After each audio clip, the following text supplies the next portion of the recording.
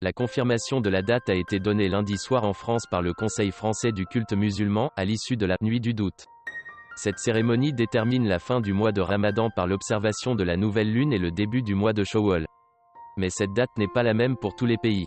Le Mali a célébré l'Aïd el-Fitr dès lundi. La fête a lieu mardi en Turquie, en Algérie, en Arabie Saoudite, aux États-Unis ou au Qatar, alors que plusieurs pays, comme la Tunisie ou ceux de l'Asie du Sud-Est, devraient attendre mercredi. La date est décalée d'une dizaine de jours chaque année, car elle est fixée sur le calendrier de l'Hégire, qui ne comporte que 354 ou 355 jours par an. Ainsi, elle était fêtée le 15 juin en 2018.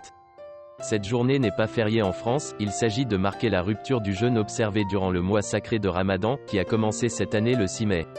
La journée de fête est donc marquée par une prière à la mosquée, mais aussi des échanges de vœux, de pâtisseries, de thé et de petits cadeaux.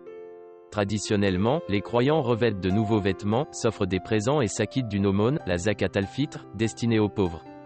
Son montant, fixé à 5 € par personne depuis des années, a été revalorisé à 7 € dans la plupart des régions.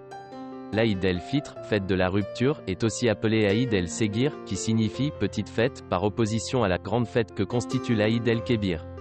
Également appelée Aïd el-Adha, cette dernière est une commémoration du sacrifice relaté dans le Coran et dans l'Ancien Testament. Alors qu'Abraham s'apprête à tuer son fils pour obéir à Dieu, un ange remplace le corps de l'enfant par celui d'un bélier. En souvenir, les musulmans effectuent un abattage rituel de moutons, une pratique qui n'est pas réalisée pour la fin du Ramadan. Seule la prière prononcée et la formule de vœux sont les mêmes pour les deux célébrations.